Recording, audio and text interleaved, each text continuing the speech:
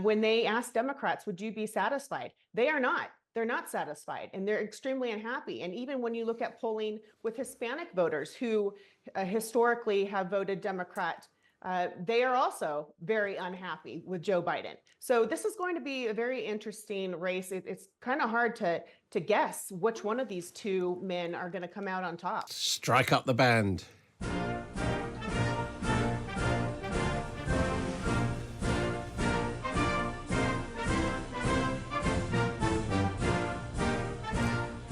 Hail to the chief, but who's the chief going to be? Alabama, Alaska, Arkansas, California, Colorado, Maine, Massachusetts, Minnesota, North Carolina, Oklahoma, Tennessee, you doing them all? Texas, Utah, Vermont, and Virginia. Those are the 15 states that are going to choose their primary candidates next Tuesday on Super Tuesday. And of course, it'll all be covered on Times Radio.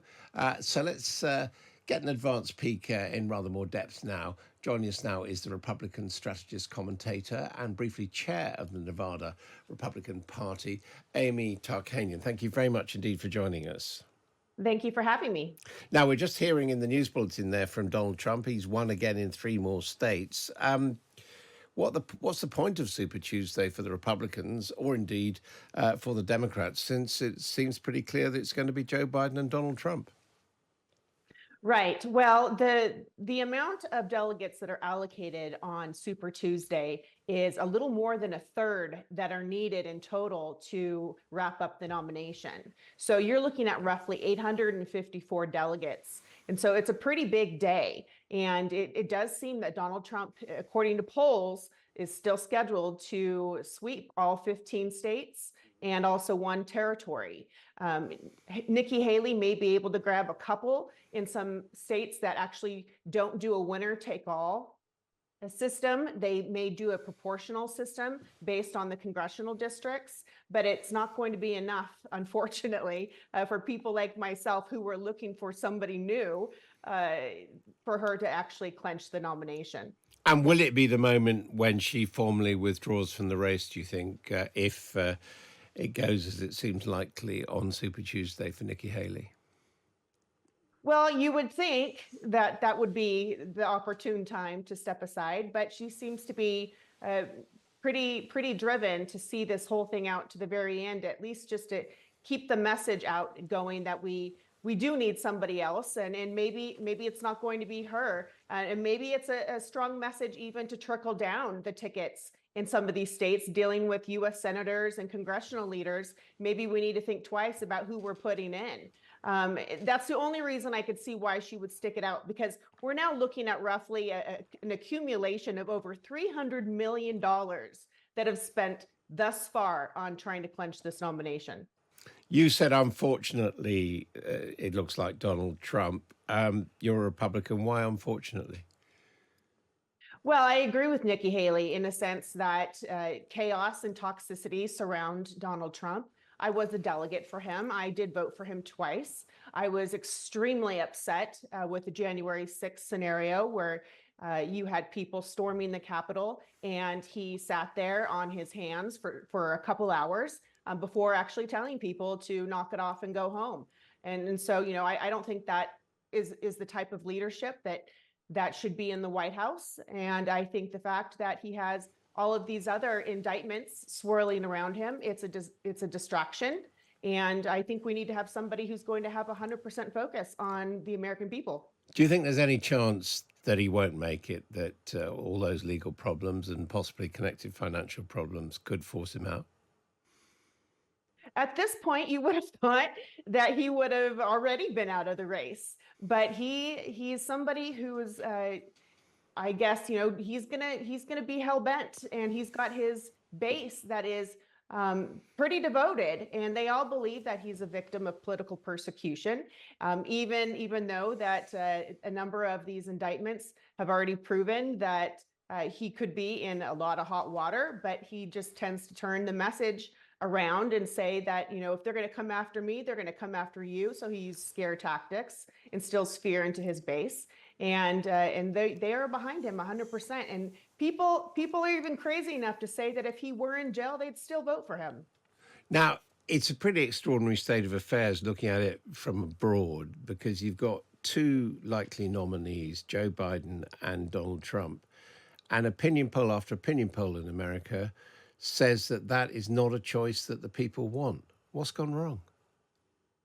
Right. Well, unfortunately, in a primary, you tend to have people who are far to the right and people who are far to the left that participate. More of your moderates and centrists wait until the general. And also, another problem we have here with our system is it's a two-party system. So here in the state of Nevada, for example, the fastest growing party registration are independents and nonpartisans, and they can't participate in our primary system. So they're left having to vote for either the furthest right or the furthest left in the general. And I think that's where you see a lot of the dissatisfaction. And actually, that's where Governor Nikki Haley does really well. She does well with moderate centrists, soft Democrats, and independents. But it's that first hurdle, having to get past the primary, that's proving to be quite difficult. If Biden Trump is the choice, will you vote?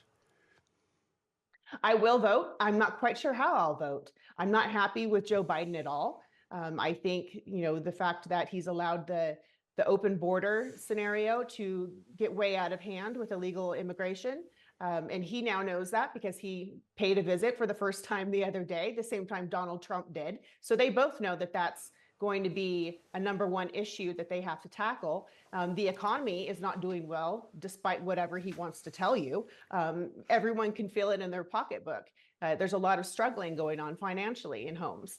And I'm not happy with Donald Trump either. So I'm not exactly sure. I'm somebody who I feel like I'm on my own island and I'm going to have to figure it out. And I'm not sure which direction I'm going. I mean, just on that border issue, do you accept that it's partly got bad because Donald Trump has deliberately whipped it up by getting Republicans in Congress not to vote for the intervention package that Joe Biden brought forward?